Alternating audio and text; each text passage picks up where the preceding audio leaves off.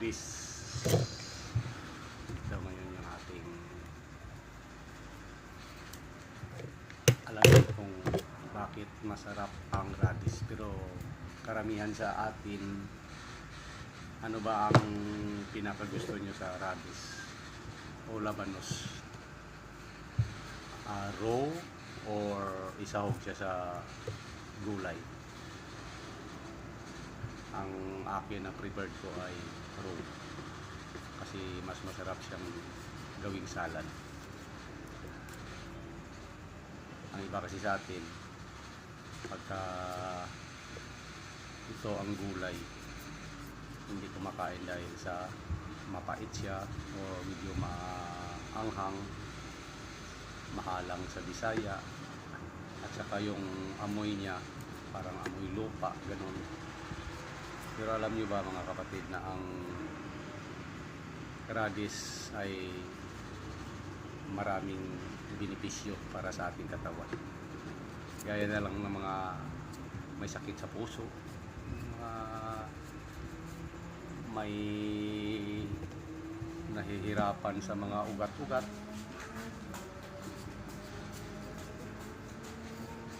yung may mga bara-bara yung ugat na may medyo may kumakapit na taba-taba, ganon. Ang labanos ay number 1 na pampahawi, kumbaga yung ugat natin is medyo makipot.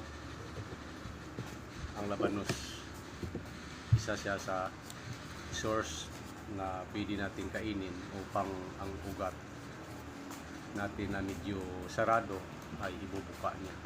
Yung mga vessels natin naman, lahat ng klaseng ugat pwede niya mahawi ang mga bara-bara ayon sa aking pagsisiyasat.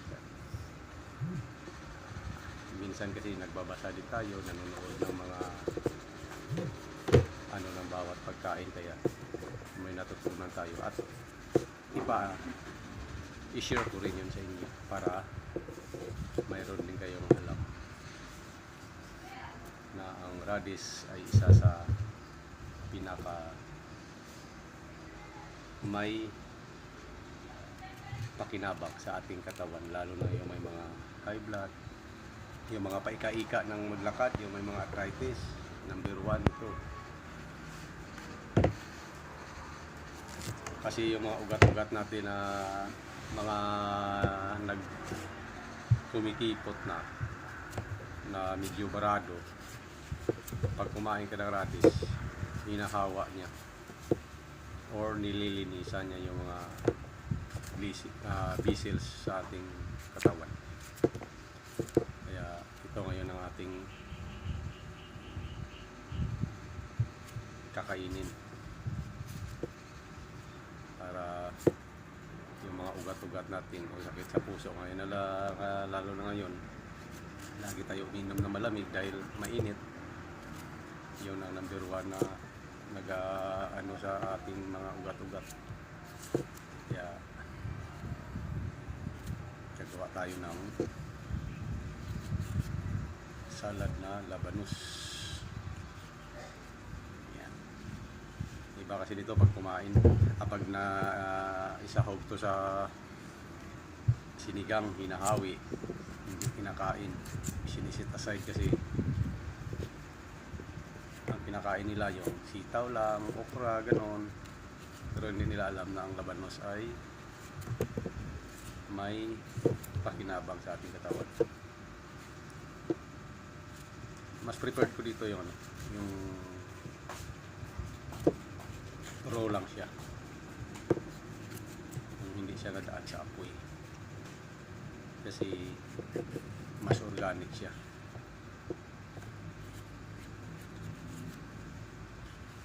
Mayaman siya sa nutrient kasi lahat ng crop roots, yung bunga na galing sa lupa, pagka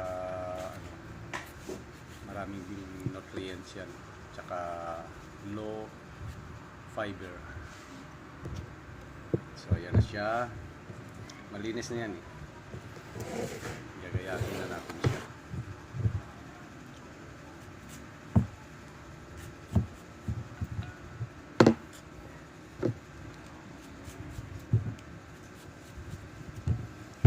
mas maganda to, may ano.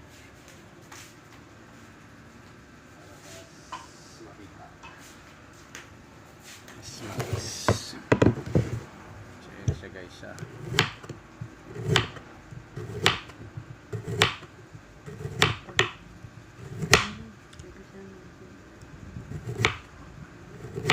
Kinakain ko lang yung ganyan.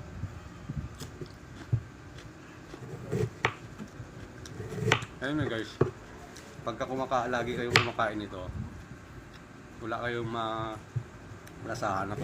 Medyo manamis na na siya eh. Sa totoo lang. Kasi lang yung iba kasi nito, ang amoy ang ayaw nila.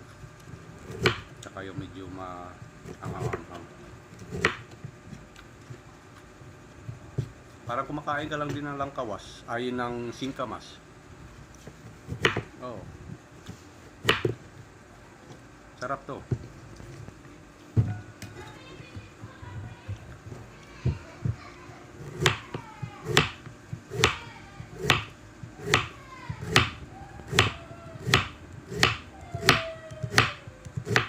Ay iba pinipigaan pa to. Hindi. Kasi mawawala yung kanyang ano pagka pinigaan ito. Yan na siya, malinis na yan.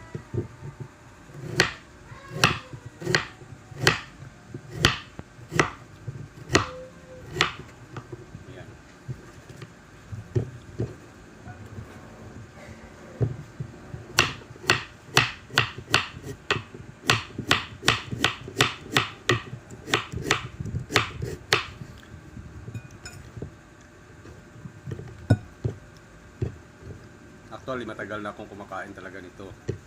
Paborito ko to. Na klase siyang gulay.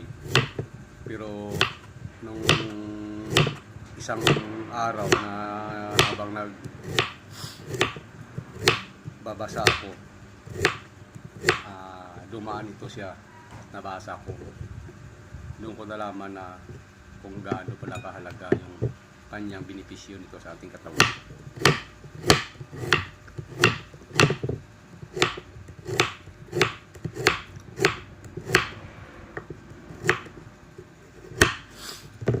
Okay.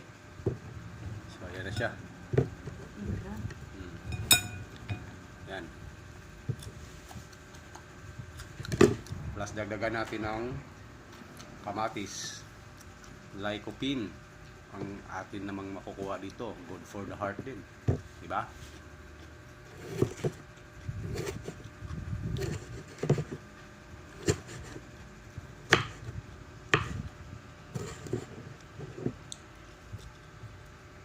Sarap yung malaki. Manamis-namis, parang singkamas. Sarap.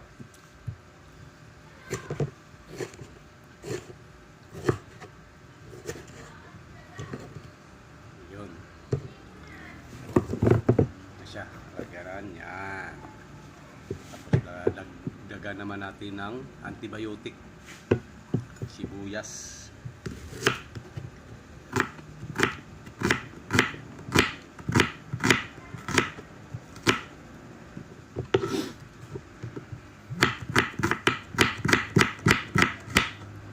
Yun.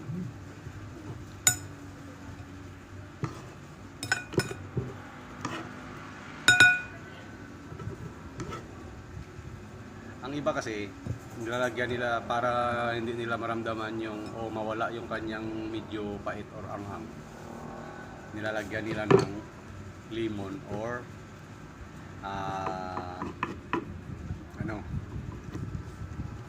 yung soda na yun na nilalagay. Lagyan natin ng spring onion.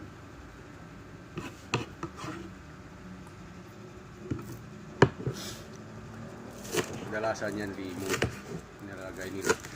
Napaiyak na naman ako na sibuyas. Wala naman akong hugot. Talagang sibuyas. Lagi na lang akong pinapaiyak. Diba guys? Kahit anong tigas ng puso mo, pero pag sinubukan mo maghiwa ng sibuyas, iiyak at iiyak ka. So, ayan na siya. Okay. Lagyan natin ng paminta. Lagyan natin ng paminta.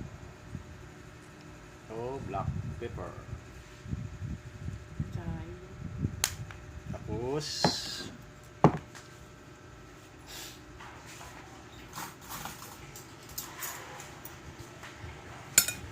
lagyan natin ng kunting-kunti lang. Matunaw lang yung kanyang panlasa. Yan.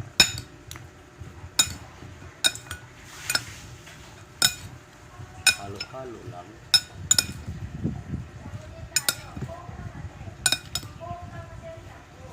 Huwag nyo na to, kung mag ano kayo nito, huwag nyo nang tigaan kasi pag tinigaan nyo, mawawala na yung kanyang taglay na nutrient.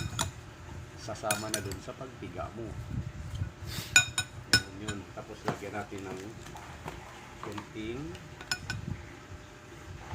dalawang ano lang, para medyo manamis-namis siya. Matanggal lang yung sa.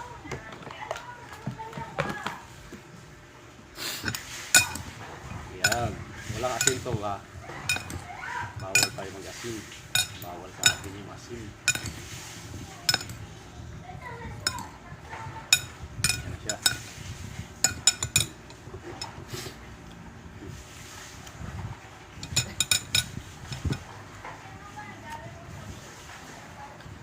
Sarap.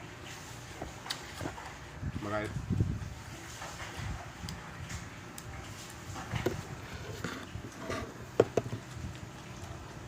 Yan lamang po ang aking video sa ngayon. Sana po may napulot kayong aral sa aking video. Maraming salamat sa panonood. Hanggang sa muli. Have a good day and blessed day sa inyo lahat. Bye-bye.